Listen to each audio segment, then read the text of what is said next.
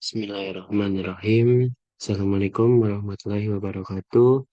Perkenalkan, nama saya Ahmad Miftah Khairi dengan NIM 201420061. Saya dari jurusan Perbankan Syariah, Fakultas Ekonomi Bisnis Islam, UIN Sultan Maulana Hasanuddin Banten. Di sini saya akan menjelaskan regresi data panel yang merupakan tugas pertemuan ke-13 dari mata kuliah forecasting.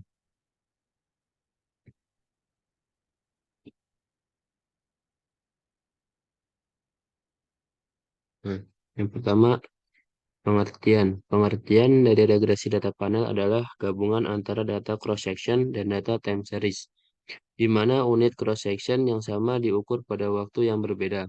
Maka dengan kata lain, data panel yang merupakan data dari beberapa individu sama yang diamati dalam kurun waktu tertentu.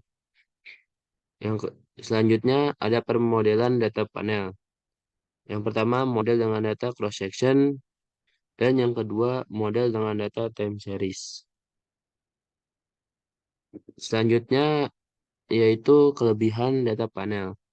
Yang pertama, memberikan peneliti jumlah pengamatan yang besar, meningkatkan degree of freedom atau derajat kebebasan. Data memiliki variabilitas yang besar dan mengurangi kolinearitas antara variabel penjelas, di mana dapat menghasilkan estimasi ekonometri yang efisien. Yang kedua, panel data dapat memberikan informasi lebih banyak yang tidak dapat diberikan hanya oleh data cross-section atau time series saja. Yang ketiga, panel data dapat memberikan penyelesaian yang lebih baik dalam inferensi perubahan dinamis dibandingkan data cross-section. Selanjutnya, adapun model regresi data panel. Yang pertama, model common effect, yaitu teknik ini merupakan teknik yang paling sederhana untuk mengestimasi parameter model data panel, yaitu dengan mengkombinasikan data cross-section dan time series sebagai satu kesatuan tanpa melihat adanya perbedaan waktu dan entitas atau individu, di mana pendekatan yang sering dipakai adalah metode ordinary least square atau OLS. Model common effect mengabaikan adanya perbedaan dimensi individu maupun waktu, atau dengan kata lain perilaku data antar individu sama dalam berbagai kurun waktu.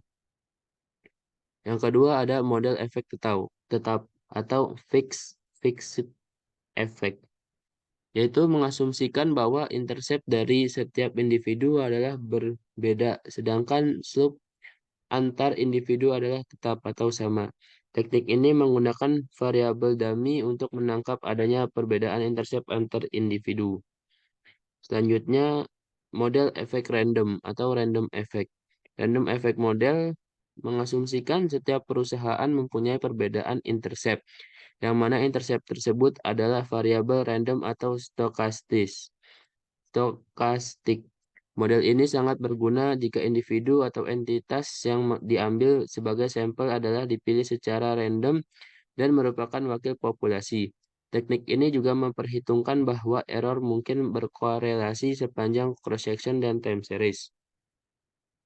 Berikut hasil output dari model common effect.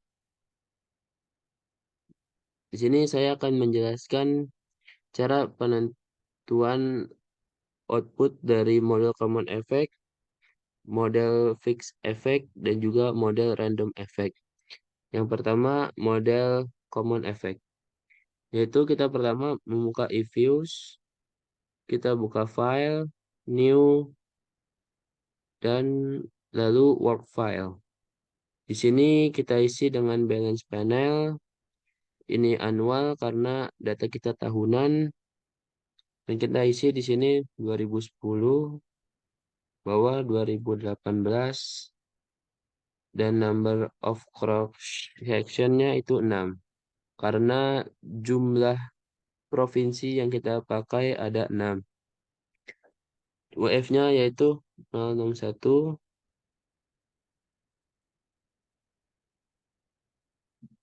Ahmad Miftah.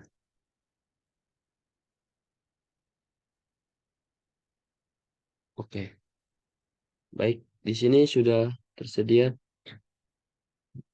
Selanjutnya kita menambah objek, yaitu dengan cara new object series. Ini kita ganti dengan Y. Lalu kita pencet OK. Di sini baru ada Y, sedangkan X1 dan X2-nya belum ada.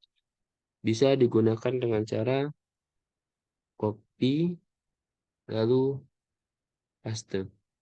Sini kita ganti X1. Lalu OK.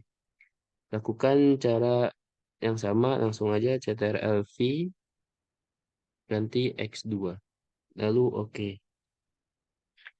Dari ini belum ada datanya.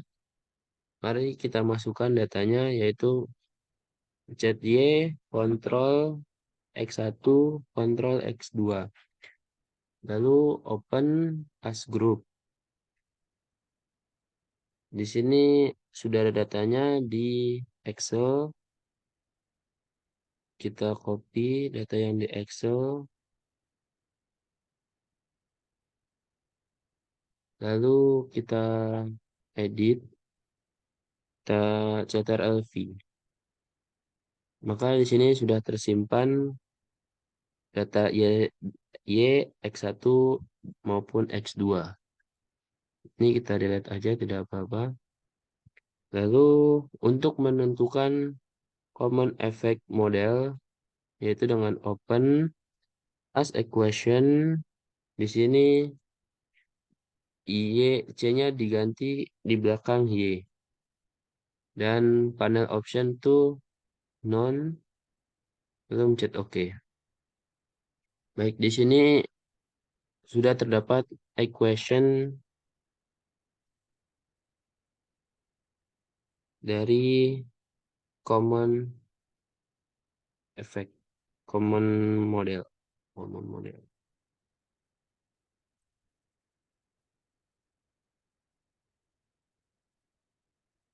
Bentar.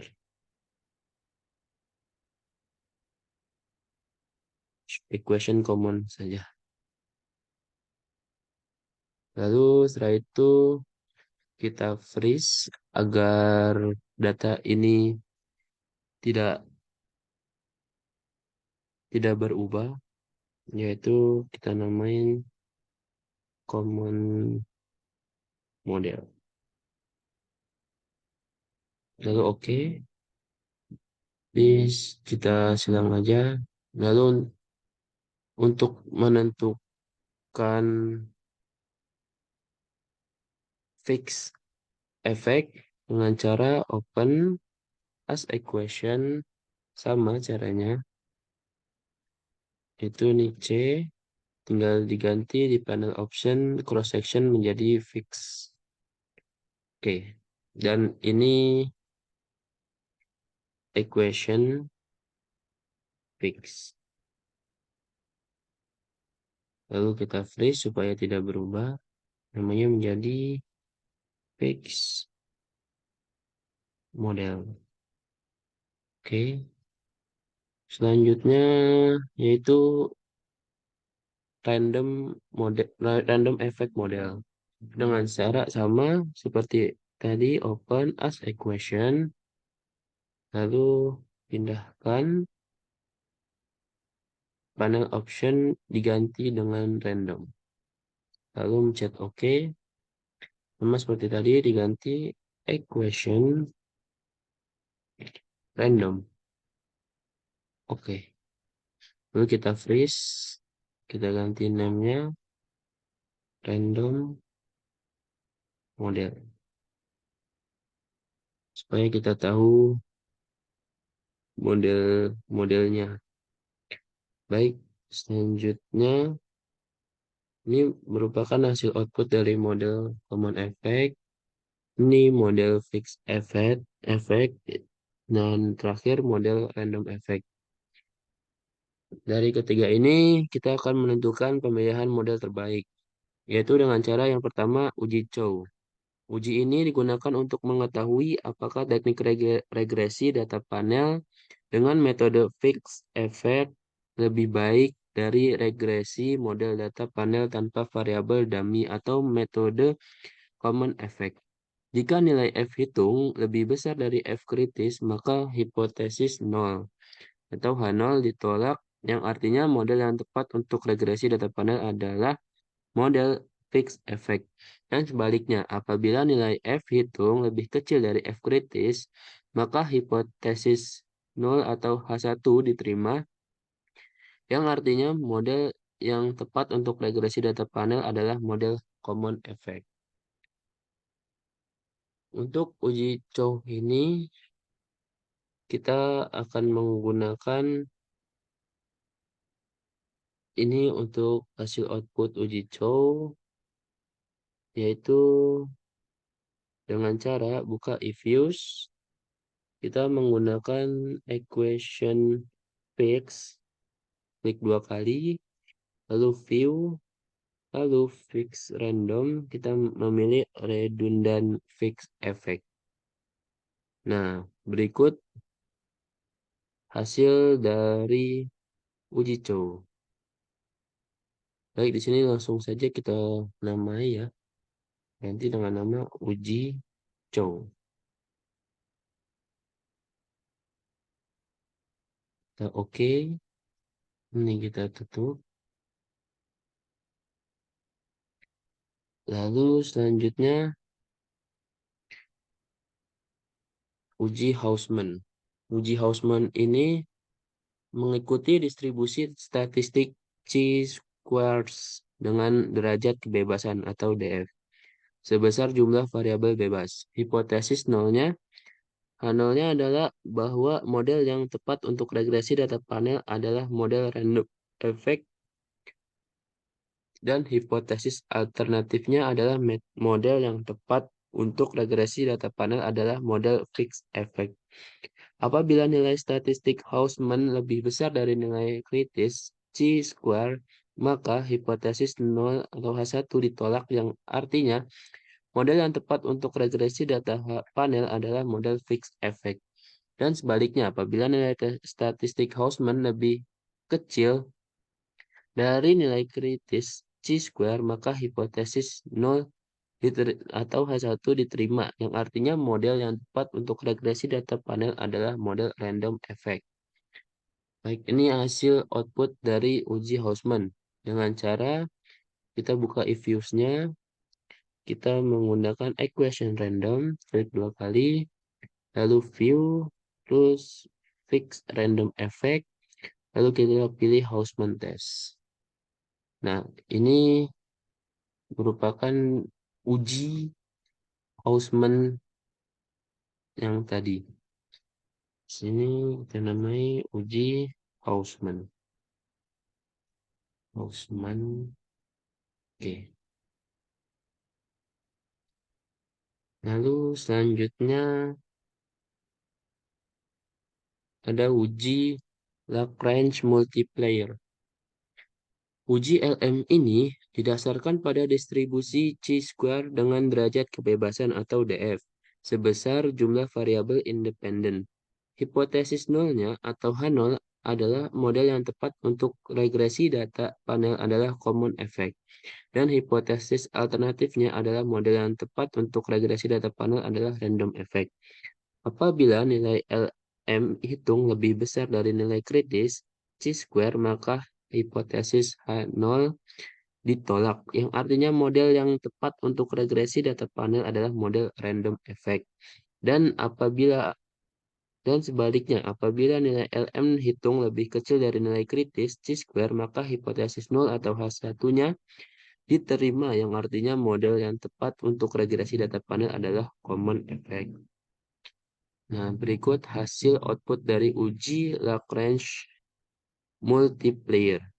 Kita buka eViews-nya, lalu kita klik 2 kali equation common, lalu view, lalu pilih fix random effect, lalu Lagrange multiplier. Nah, berikut uji Lagrange dilihat dari branch pagannya. Nah, ini sini Ini kita freeze untuk mengganti nama uji LM. Oke, enter. Lalu selanjutnya ada uji asumsi klasik. Dalam buku Ajija dan kawan-kawan 20 tahun 2011, 552 menyimpulkan bahwa keunggulan lain pada data panel yaitu data panel memiliki implikasi tidak harus dilakukan pengujian asumsi klasik.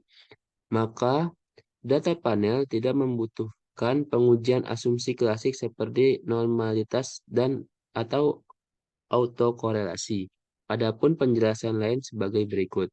Yang pertama, uji normalitas hanya digunakan jika jumlah observasi adalah kurang dari 30 untuk mengetahui apakah error term mendekati distribusi normal. Jika jumlah observasi lebih dari 30, maka tidak perlu dilakukan uji normalitas karena distribusi sampling error term mendekati normal. Ajija DKK, 2011 2011-242. Lalu yang kedua, uji autokorelasi.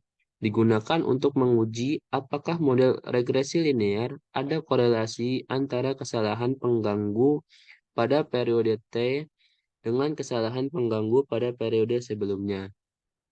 Metode Generalized Least Square atau GLS adalah sebuah metode untuk membuang autokorelasi urutan pertama pada sebuah estimasi persamaan regresi. Hal ini juga ditegaskan oleh Sarwoko tahun 2015-2144 bahwa penggunaan metode GLS dapat menekan adanya autokorelasi yang biasanya timbul dalam kesalahan estimasi varian sehingga dengan metode GLS masalah autokorelasi dapat diatasi. Selain daripada itu, Gujoroti tahun 2003-450 juga menyatakan bahwa penggunaan metode GLS dapat menekan autokorelasi yang biasanya timbul dalam rumus OLS atau Ordinary Least Square sebagai akibat dari kesalahan estimasi variance. Baik, selanjutnya ini ada uji multikolinearitas, yaitu dengan cara kita buka eViews, lalu kita buka Y, kontrol, X1, X2, lalu kita pilih Quick, Group Statistik, lalu Correlation, kita hanya memakai 2, 1 dan X2 saja, dan Y tidak perlu. Lalu kita pencet OK. Nah, di sini adalah uji multikolinearitas bahwasanya menunjukkan tidak terdapat nilai korelasi yang tinggi antar variabel bebas, tidak melebihi 0,90 atau Ghazali, 2013-283 dapat disimpulkan bahwa tidak terdapat multikolinearitas antar variabel bebas. Selanjutnya persamaan regresi. Persamaan regresi ini kita menggunakan dari random effect. Bisa dilihat dari random effect yaitu dari eViews-nya. Ini kita hapus saja, yaitu equation random. Bisa dilihat dari koefisiennya, yaitu ini. Koefisien ini. Dari sini bisa kita ambil kesimpulan bahwasanya persamaan regresi yaitu dilihat dari koefisien variabel, yaitu Y sama dengan min 197.095.8 ditambah 3669.962 sebagai X1 dan min 0,001793. Sini kita tambah X2 ya. Karena ini merupakan data dari X2. Baik, selanjutnya ada uji parsial atau uji T. Uji T ini dilihat dari random effect yang tadi kita bahas sebelumnya, yang di persamaan regresi tadi. Di sini uji hipotesisnya yaitu yang pertama pengaruh X1 terhadap Y. Yang dapat simpulkan H0 sama dengan X1 tidak ada pengaruh signifikan terhadap Y dan H1 sama dengan X1 terdapat pengaruh signifikan terhadap Y. Yang kedua itu ada pengaruh X2 terhadap Y. H0 sama dengan X2 tidak ada pengaruh signifikan terhadap Y dan H1 sama dengan X2 terdapat pengaruh signifikan terhadap Y. Bisa kita lihat pada if-use, kita mengambil dari nilai probabilitas dari X1 dan X2. Mengapa H1 yang diterima atau X1 terdapat pengaruh signifikan terhadap Y? Karena nilai probabilitas X1 kurang dari 0,05 yang dapat diartikan bahwasanya ada pengaruh yang signifikan terhadap Y tersebut. Baik, selanjutnya ada uji simultan atau uji F. Uji F ini bisa dilihat dari prop prop F statistik. Uji simultan yaitu sama dengan H0, X1 dan X2 tidak ada pengaruh signifikan terhadap Y. Yang kedua ada H1, yaitu X1 dan X2 terdapat pengaruh signifikan terhadap Y. Bisa dilihat dari if-use, kita ngambil yang cross-section random effect, lalu kita pilih yang ini. Yang ini. Semoga teman-teman kelihatan ya. Ini mengapa ngambil dari ini? Karena nilai F dilihat dari probabilitas F statistiknya, di mana nilai probabilitas F statistik ini kurang dari 0,05 yang dapat diartikan terdapat simultan pada X1 dan X2 terdapat pengaruh signifikan terhadap Y. Mungkin itu saja yang bisa saya dapatkan. Kurang lebihnya mohon maaf. Wassalamualaikum warahmatullahi wabarakatuh.